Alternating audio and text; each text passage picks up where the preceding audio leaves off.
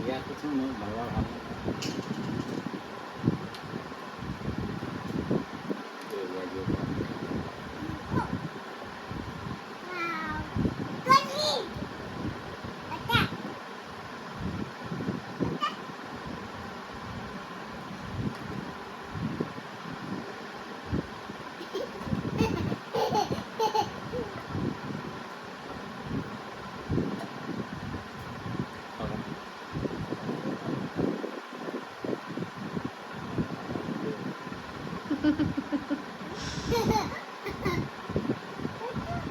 সাধু এটা কৈ দিয়া তেহেঁতক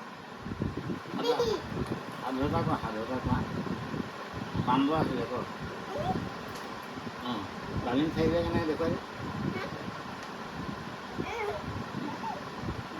তাৰপিছত দাদাক মাৰিছিলে কেনেকৈ বান্দৰটো দেখুৱাই মোক মাৰিছিলে কেনে বান্দৰ তাত মাৰিছিলে যে দেখুৱাই